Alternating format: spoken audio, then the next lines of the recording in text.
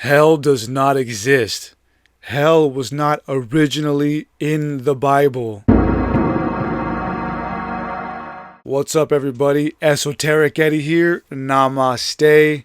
Today we're going to do a brief dive into the subject of hell and examine whether or not it was actually written in the Bible. Alright, we're going to examine two articles that I've chosen for this video.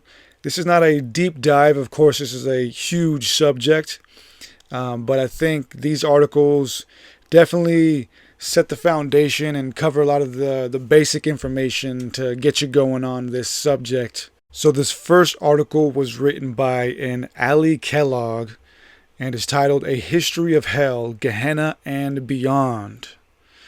And before we get started, I just want to say that, hell was a huge thing for me growing up. It played a huge role in how I viewed life and the world, and I was afraid of it, man. I was really afraid of hell, and I think a lot of people are, and a lot of people live their lives based off of that fear. And so I hope that this video will help dispel some of that fear and also help you appreciate just the present moment. I've known people personally who live with a very real fear of hell, and it stopped them from living their life. It's not like they were bad people, but they just wouldn't do certain things that would stop them from enjoying themselves and life. And so I think that we could do ourselves a service by looking at this stuff historically and moving forward existentially, as people, and really questioning what we believe.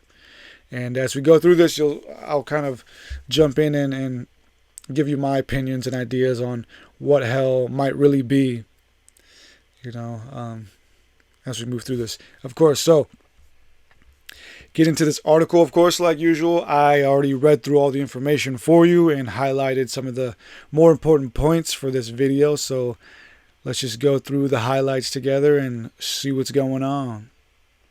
So hell is embedded into our lives whether we believe in it or not. It's a place mutually visited by every person's imagination that has been exposed to an Abrahamic society.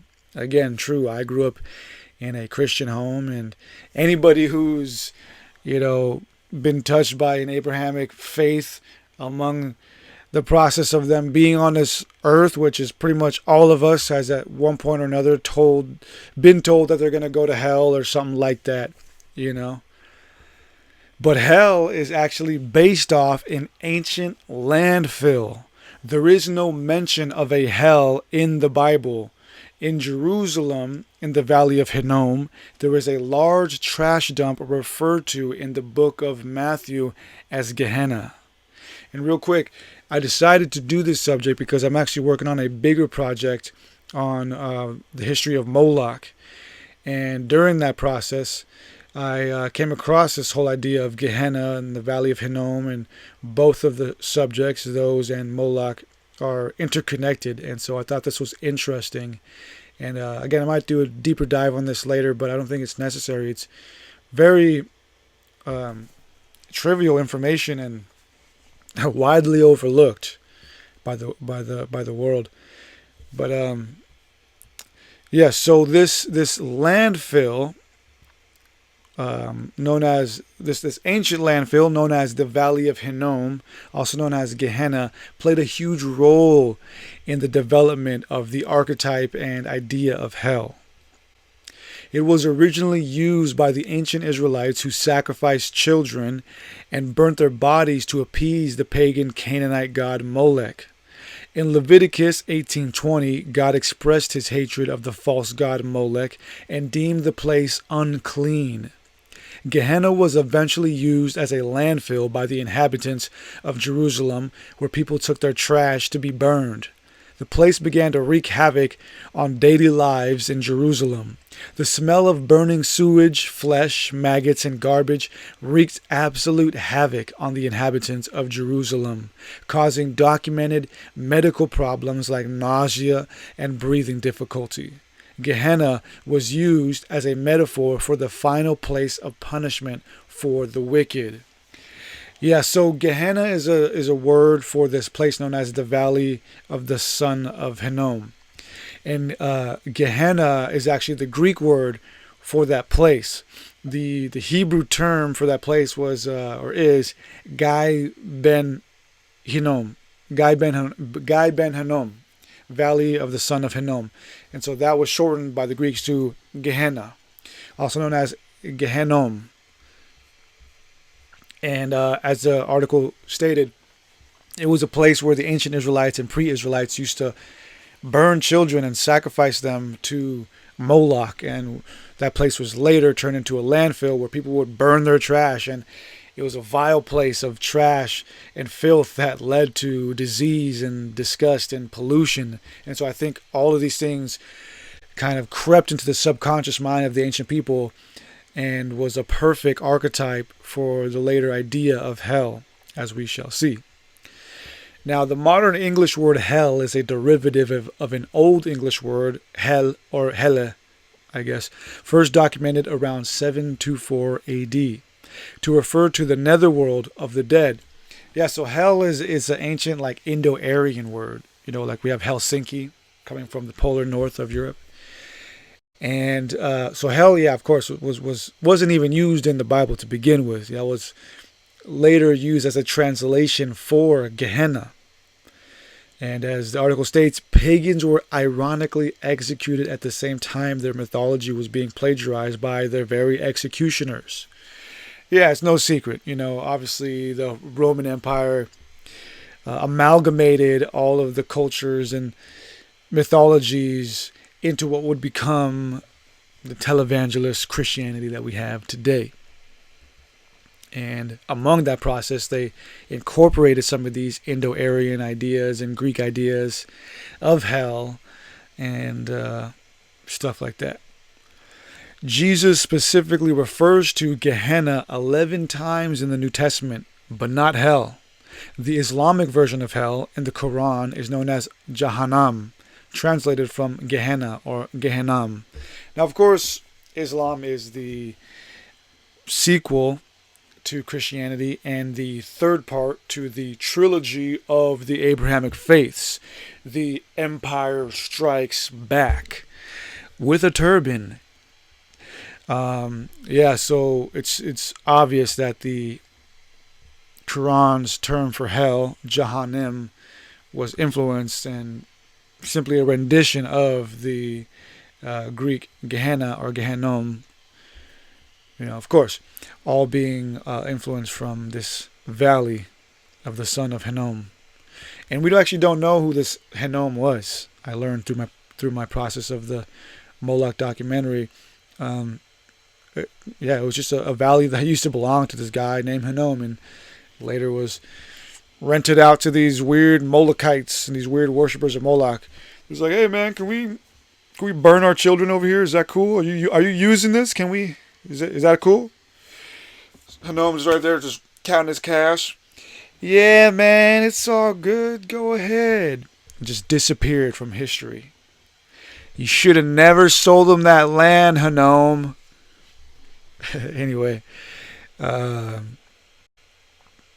story of hell, as we know it, is first solidly referenced in the Apocalypse of Peter as an early Christian text published in the 2nd century AD. And for those of you who don't know, of course we have the Apocalypse of St. John, the book of Revelation, but there were at least 2 other apocalypses that were supposedly written by the apostles, one being the Apocalypse of Peter. And these apocalypses were edited out or rejected from the later canonized version of the Bible. And I wonder why. It makes me suspicious. You know, obviously we have the Apocrypha and all of that. But were they taken out because they were crazy or just fanatical or not canonized, not divinely inspired? Or were they taken out because they're actually the extra keys to the book of Revelation?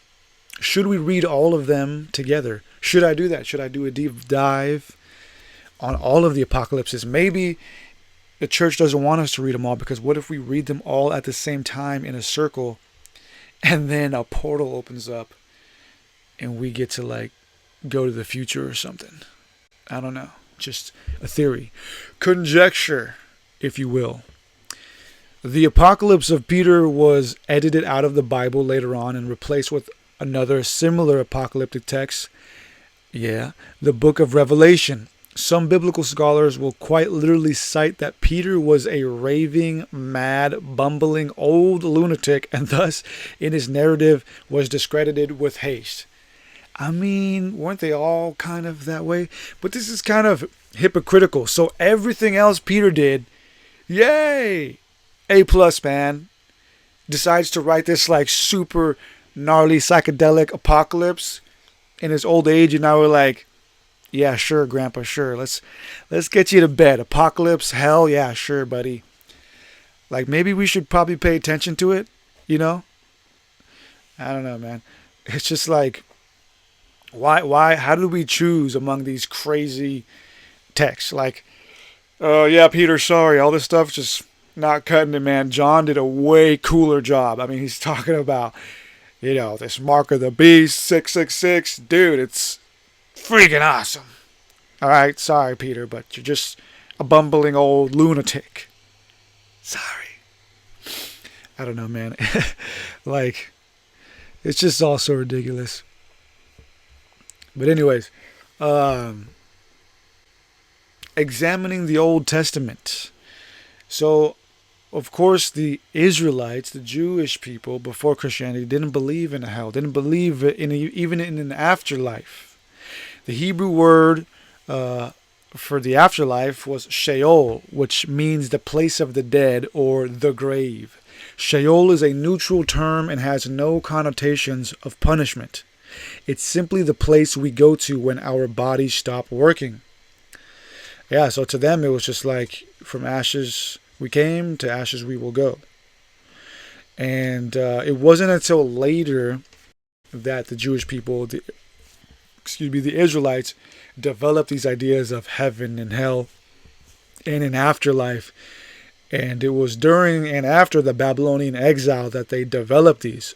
And I've written about this. I've made a lot of content about this. I've spoken on this on many different podcasts. And of course, during the Babylonian exile, the Jewish elite were held captive.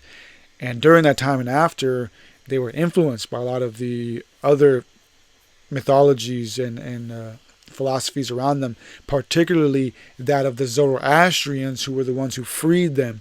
And the Zoroastrians had a very distinct belief on the idea of a war between good and evil, on an afterlife, and even the idea of a coming Messiah and Redeemer. And so it's like, it's obvious, man. Before, they don't believe in an afterlife or a war between good and evil per se in the way that we do now, and they don't believe in a Messiah. And then they meet the Zoroastrians who believe in all of that, and then all of a sudden they believe in all of that, and they're like, yeah, no, we always believed in that. Yeah. Sure, dude, like, I just don't get how people don't see how obvious all of this is. But it's all right, man. Yeah, so this cultural exchange laid the grounds for the major Abrahamic religions as we know them. Of course. And if you need some more information on that, go read my book, The Lucifer Mystery Revealed. Famously toured around the world through many, many podcasts. So it's important to acknowledge that the concept of a world one enters after death is not original or unique to early monotheists. The ancient Egyptians had a place called Duat, referenced heavily in their Book of the Dead. The dead who enter Duat must travel through various gates, guarded by anthropomorphic hybrids of human bodies with various animal heads. These gatekeepers were ferocious and vile. For evidence, one need not look beyond their names.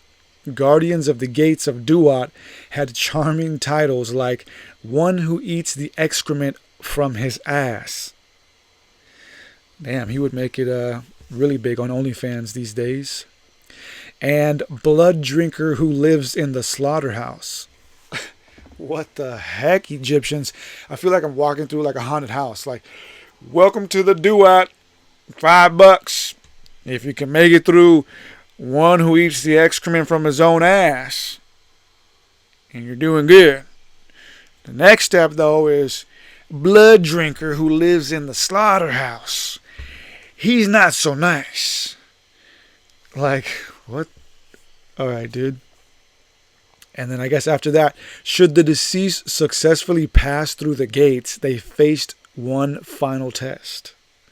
Ma'at, the goddess of truth and justice, who carried out the weighing of the heart, divine judgment. Yeah, so there's this idea of gates, houses, heavens, layers, which I'll expand a bit more on a little later. Look at that. All right. In ancient Rome, the underworld is described in a poem of Virgil as a place full of flaming rivers with triple thick walls to prevent sinners from escaping. Gotta have them triple thick walls. Black gates guarded by a hydra, a sort of giant dragon with 100 heads. That's actually pretty menacing right there. And the goddess of revenge who sits atop a tower with a whip lashing the sinful populace that fills its dark caverns. Ooh, being whipped by the goddess. Alright, kind of weird, kinky. The ancient Maya also had an underworld, Xibalba, as described in their sacred text, the Popol Vuh. My people, yo. Similarly, Xibalba had various houses one had to travel through that challenged the deceased soul. Curiously enough, there was a house of fire. Alright, so this idea of houses, gates, what this makes me think of is dimensions. I've always said, at least recently, that I don't believe after we die we go straight to a heaven or to a hell. I think that is a naive assumption to think that just because we've lived a life we get to go to a heaven or go to a hell. I think that there are varying dimensions, just as our ancestors believed. And after this dimension, we are faced with an awakening and realize that we were in a dream all along and the real journey has yet to even begin. But we have to go to school here first. And if we don't pass school, what happens? We flunk and then we are held back. Samsara, reincarnation, gray alien, recycle, soul trap. So you got to go to school. You got to get it right so you can ascend. Because this ain't even it. There are so many other dimensions, so many gates and houses of weird beings, angelic and demonic, waiting for us. And so that's kind of what I think happens. You know, is there a hell? I think there is a hell-like dimension. But it's not what we think. And I'll get more into that. Let's get into the second and final article. So thank you again, Mrs. Kellogg. The second article was put together by Bart Ehrman. Now, if you don't know who Bart Ehrman is, man, I highly recommend you going and checking out his stuff. He's a grade A certified scholar. Really, really knows what he's talking about. I mean, the dude's been around for a long time, like an actual scholar. And he wrote this for Time magazine. And the article is titled, What Jesus Really Said About Heaven and Hell. And this was put together in 2020, not that long ago. And so he starts the article off by stating that the hero of the Epic of Gilgamesh writhes in agony at the prospect of spending eternity groveling in dust, being eaten by worms. Yeah, so a lot of the ancient people didn't even believe in an afterlife. They just thought, this is it. You know, once the body drops, that's it. You know, so the idea of an afterlife has been a developing idea in our conscious and subconscious mind. And I think that's by design. I think in this strange, multidimensional thing that we live in, toroidal simulation. Some of the other dimensions have yet to even been built. But that is a little too heady for right now. All right. Unlike most geeks, unlike most Greeks, ancient Jews traditionally did not believe the soul could exist at all apart from the body. On the contrary, for them, the soul was more like the breath. The first human God created Adam, the first human God created, Adam, began as a lump of clay. Then God breathed life into him. Adam remained alive until he stopped breathing. Then it was dust to dust, ashes to ashes. Ashes to ashes. Whoa, Freudian slip, bruh. Yeah, so again, they didn't even believe in afterlife. This was developed later, after they met their Zoroastrian brothers. They were like, yo, man, I like this afterlife stuff, because going to the dirt and being eaten by worms, whack, not down. The Hebrew Bible uses the mysterious term Sheol to describe a person's new location. But in most instances, Sheol is simply a synonym, or tomb, or grave. It's not a place someone actually goes. So again, man, we misunderstood a lot of this, mistranslated. We didn't have the cultural context. We're reading this stuff about Gehenna, Sheol, and just thought that we thought that they were talking about this afterlife place. But it is apparent that our ancestors, the Jewish ancestors, didn't even believe in an afterlife, let alone a heaven or hell.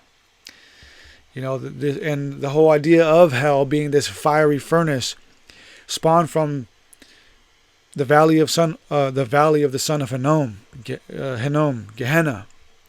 And so all of this, amalgamated into an archetype that took hold in our subconscious, that was later used by Jesus, because it was something that all of the people at that time could understand as a metaphor. Jesus' stress on the absolute annihilation of sinners appears throughout his teachings. At one point, he says there are two gates, again with the gates, dimensions, that people pass through. One is narrow and requires a difficult path, but leads to life. Few go that way. The other is broad and easy, and therefore commonly taken, but it leads to destruction. It is an important word. The wrong path does not lead to torture. So too, Jesus says the future kingdom is like a fisherman who hauls in a large net. After sorting through the fish, he keeps the good ones and throws the other ones out. He doesn't torture them. They just die. Or the kingdom is like a person who gathers up the plants that have grown in his field. He keeps the good grain, but tosses the weed into a fiery furnace. These don't burn forever. They are consumed by fire and then are no more. Other passages may seem to suggest that there is some sort of hell. Like in Matthew 25, we are told that the wicked are sent to eternal fire prepared for the devil and his angels.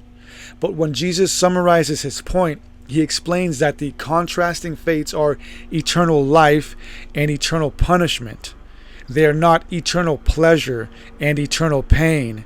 The opposite of life is death, not torture. So the punishment is annihilation. But why does it involve eternal fire? Because the fire never goes out.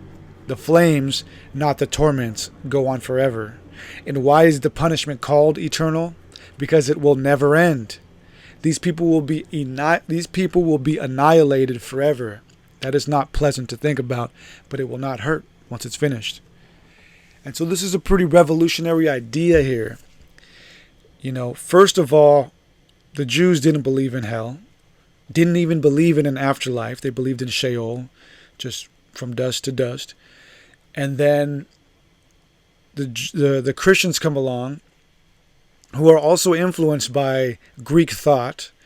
And it was the Greeks who were already speaking of afterlives and souls and stuff like that.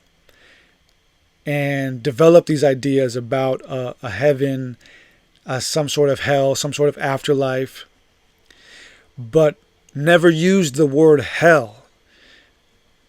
They used the word Gehenna, which again referred to this valley where children were sacrificed by way of fire, which was later turned into a landfill in which trash was thrown into a fire that resulted into a degradation of society because of bacteria and pollution. And so we have this archetype being formed of hell, desecration, degradation, and so on and so forth, that Jesus was using as a metaphor for something else. And as Bart Ehrman points out here, that something else was not eternal torture, but eternal annihilation. And that's actually even worse. Because to be tortured for eternity, it almost insinuates that there's some sort of retribution. And I'll get into that later on. But to be annihilated, completely gone, that's menacing. That is hellish. You know what I mean? Like, just gone, annihilated, nothing, not even to be used by the great aliens in this soul recyclement, not even to be used by the reptilians, by some slave-minded, AI, half human, half robot thing, whatever. You like, never to be utilized, never to be recycled or used again, just annihilated. That's pretty wild. But I'll get more into what I think about that towards the end. So from at least the time of Socrates, many Greek thinkers had subscribed to the idea of the immortality of the soul. Even though the human body dies, the human soul both will not and cannot die. Later Christians who came out of Gentile circles adopted this view for themselves and reasoned that if souls are built to last forever, their ultimate fates will do so as well. It will be either eternal bliss or eternal torment. Again, the Christians were influenced by a lot of the Greek thought. Socrates himself expressed the idea most memorably when on trial before an Athenian jury on capital charges. His apology, that is, legal defense, can still be read today, recorded by his most famous pupil, Plato. Socrates openly declares that he sees no reason to fear the death sentence. On the contrary, he is rather energized by the idea of passing on from this life. I mean, yeah, he's like, yo, just let me go, man, because this ain't it. For real. For Socrates, death will be one of two things. On one hand, it may entail the longest, most untroubled, deep sleep that could be imagined. And is that really all too bad? I mean, it sucks, that we'll just be sleeping forever. But, man, sometimes, that doesn't sound too bad. On the other hand, it may involve a conscious existence. That, too, would be good. Even better. And that pretty much wraps up Ehrman's article. And so what Socrates was saying, what Ehrman is saying, is that to live anything after this would be kind of good. To have a chance to still be alive at all after this is awesome and amazing, in the simplest definition of the words. To be annihilated completely and to have zero chance of conscious existence at all ever again, that is hell. And so I think, first and foremost, our ancient ancestors, when they spoke of gates and levels and stuff like that and houses, I think what they were trying to describe was dimensions. I do believe, and we now know that we live in a multi-dimensional universe. And so I don't think we go to a heaven or hell right away. We go through these different dimensions. And again, if Jesus was who he said he was, he would have known this. He knows that there are different dimensions. And this idea of our souls being annihilated by way of fire, I think that what really happens if we are to be thrown out by our Creator, our soul gets thrown back into source. Because source, which a lot of mystics and spiritualists mistake as being the place we want to go back to, I think is actually the place we don't want to go back to. Source, I think, is this unfathomable light. It's not even light. We can only perceive it as light, but it is something way beyond light. And it is a place where we go to be annihilated, to immerse ourselves back into the soup of nothingness and allness at the same time. And I think that is where we ultimately go when we are completely exhausted through all the dimensions and everything. When we are truly aged as a soul, we go back to source willingly as a sacrifice to say, you know what? My soul has done everything it needed to do. I am here at the great fire, at the great light, to be annihilated, dissolved back into source, to be recycled. Not in a samsara way, but in a very unfathomable Ein Sof way, in where our ego, our consciousness, everything that we are is completely dissolved into source and recalibrated to be used for something else. I don't know. And so, again, I think all those ideas, dimensions, source, annihilation, are concepts we couldn't have understood back in those ancient times. So Jesus was using cultural references, saying, look, that fire where we used to throw babies in and where trash used to be thrown, that's where you're going to go, man. If you don't shape up, mister or miss. But it's way deeper than that, man. And I don't want to be annihilated. And so I think that's also another reason why it's very important for us to self-realize and strengthen our consciousness, strengthen our connection to the Creator, and strengthen our experiences with our consciousness, and create those distinctions between the mind and body, so that when we do transition, we are, one, not easily tricked back into samsara, but two, can also weave ourselves through the astral realm and through the dimensions, because I imagine that, as the Egyptian texts say, there will be all sorts of beings waiting for us on that other side and in those other dimensions. And so we need to be strong in our afterlife judgments and travels through the different dimensions. But does a hell exist of torment? I think that, I think there could be some dimension out there that does resemble what we picture hell being like. But check this out, man. I was thinking about this too. Again, if we do go to a hell where we are tortured, I think if we do go to some sort of hell in which we are tortured for eternity, that sort of insinuates that there is a chance for retribution. At least that's what I want to believe, because to be annihilated, that means, that is the ultimate punishment. You're just gone. You are never to be used again as a consciousness and an ego. But I think if we go to a hell, we might experience it as eternity, but that's only because we have a limited understanding.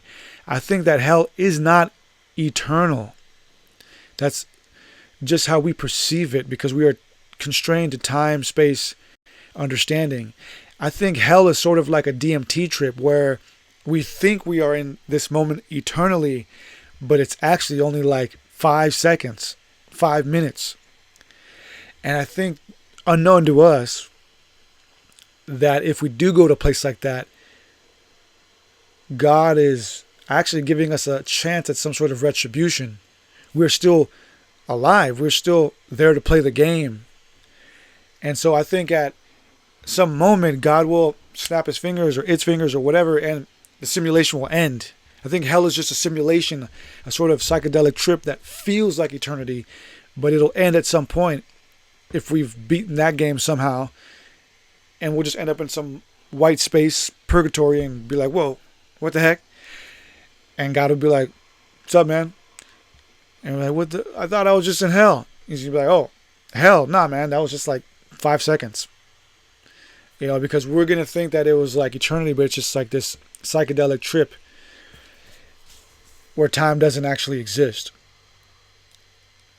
And so, yeah, I believe if there is a hell of torment, it's just another dimension, another simulation that seems like it lasts in eternity, but it's only lasting like 5 seconds. And so when it ends and the trip ends, God's gonna be like, "All right, man, you ready? You ready to be good? Ready to keep going with this thing?" And we're gonna be like, "Yeah, for sure. Thanks, man. Yeah, I'm totally not gonna do all that crazy stuff I did." But if we've gone too far for whatever reason, and God deems it necessary to annihilate us, that's pretty bad, man. That's pretty bad. And it's crazy now that I think about it. If we are microcosms of our Creator, prison is probably as hellish as anything can get on this earth. Right?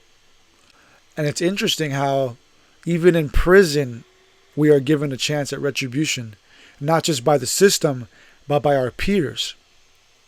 And it's interesting how there are certain crimes that not even the prisoners will forgive you for. And isn't it interesting that those very crimes that will get you annihilated, murdered in prison, involve children? The very same practice and action in which God forsake Gehenna for, essentially the very same action that took place in Gehenna. I don't know, just a strange connection there, but yeah, man, I think the afterlife is full of multi-dimensions, alternate realities. There is a hell-like dimension, but it doesn't last in eternity. It only seems that way to our limited mind. And as long as we are conscious at all in the afterlife, that means there is some sort of continuance of a chance for redemption. And the ultimate hell is annihilation. And that takes place by being thrown into or going back into source. Anyways, man, I hope that helps you in any way. For those of you suffering from the idea of hell, you're going to be okay. Trust me, I believe you will. Do good, speak good, be good, think good, as the Zoroastrians would say. But yeah, thank you everybody for checking this out.